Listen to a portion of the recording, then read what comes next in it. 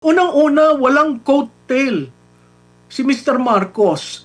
Simula pa yan nung naging senador, wala siyang coattail. Ano ba yung coattail? Yung coattail, yung hahawak ka lang, kandidato ka, mananalo ka.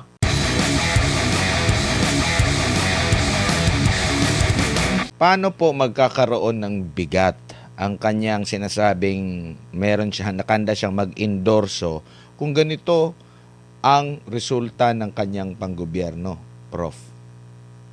Mark, kita naman sa resulta ng mga surveys eh.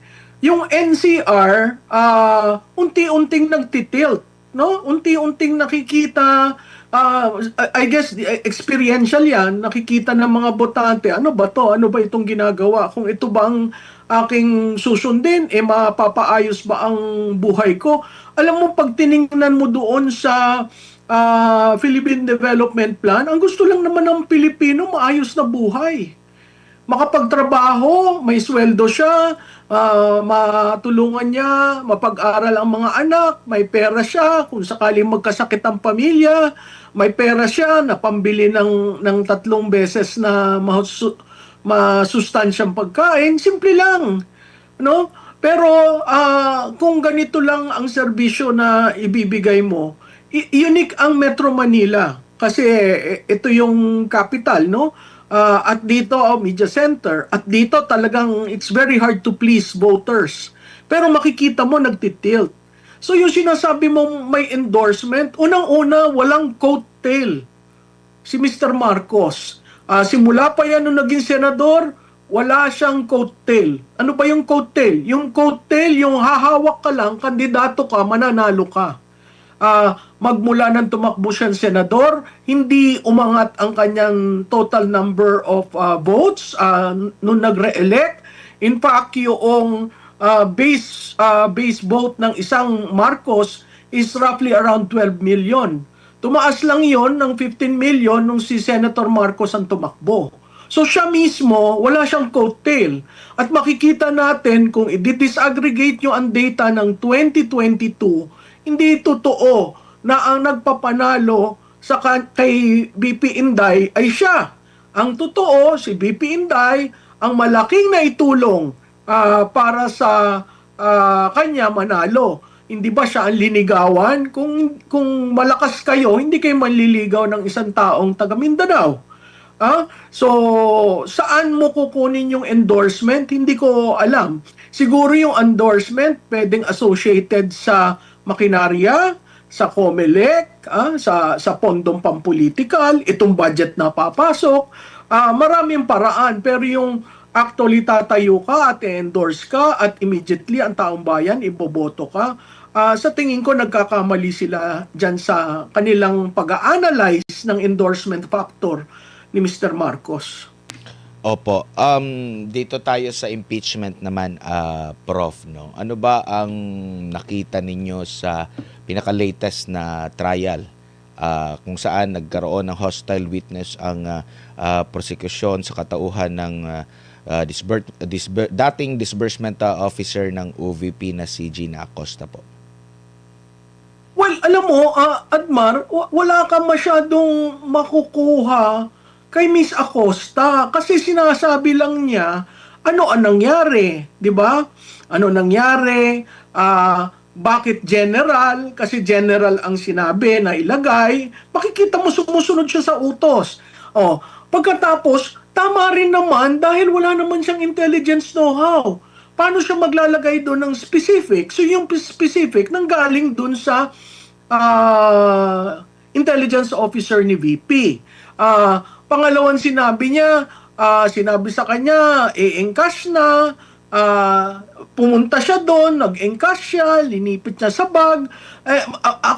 Hindi ako nag-agree ng paggamit ng AI na yon. Kasi, ang 150, no?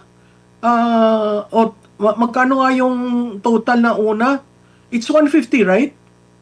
Nasa mga ganyan po. Oo, yung 150, yung pinakita nilang AI generated, masyadong ang laki nun. Malaki na yung hugis ng 1,000, malaki pa yung ilinagay mo sa lansan na ganon. So, Hindi ako nag-agree doon. Pero in terms of propaganda, ang laki. Magugulat ang taong bayan, lalo na kung ikaw ay nagbukas ng television mo at ang una mong binuksan ay yun. Magugulat ka, ha, ganitong kalaki. Ang pangatlo, wala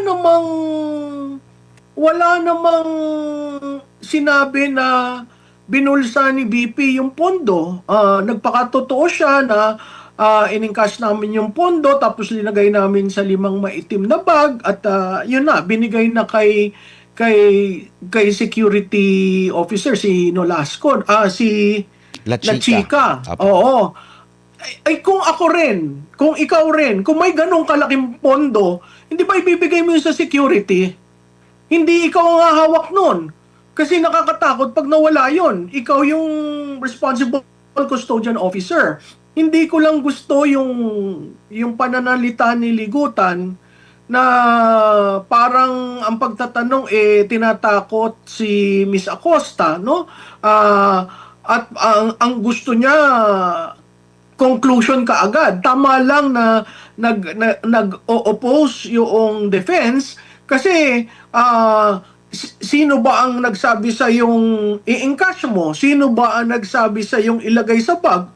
Natural yung head of agency. So, as SDO, by the name itself, disbursing officer, di ba ang disbursing, nagbibigay ka ng pondo?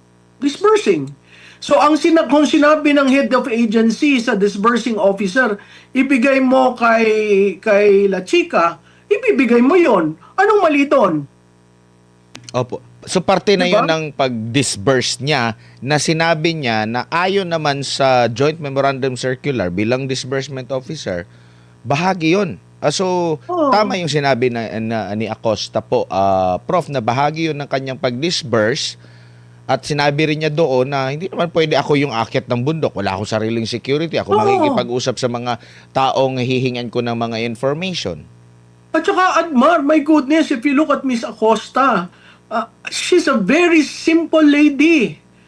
Yung demeanor niya, yung pagsasalita niya, yung pagkakanervyos niya, pinagkakatiwalaan siya. Kita natin pinagkakatiwalaan dahil galing Davao, siya yung ginawang SDO, pero every bit of the way, every point of the way, na-explain niya. Na-explain niya kung bakit generalize, na-explain niya kung bakit detalyado, na nag-usap sila, nag-usap sila bago niya ilinagay. So, ito yung as per her knowledge, tama yung ginawa niya. Wala naman nagsabi sa kanyang mali. Opo. Ngayon, ibang klase naman yung kung sasabihin mo, nambulsa ka ba ng pera? Kita naman natin, hindi nila maitanong ng ganon. Hindi rin nila maitanong, nag-iwan ka ba ng pondo kay Vice Presidente? Diba? Kasi makikita mo dun sa pagtatanong nitong lawyer na ito, may pinupunto siya sa dulo. Kaya nga maganda na marinig natin yung defense para mabuo natin yung kwento, no? Yun nga lang, may mga points doon na pwede na sanang hinusgahan na ng presiding officer, pero makikita mo very lenient. So, tingnan natin kung anong mangyayari.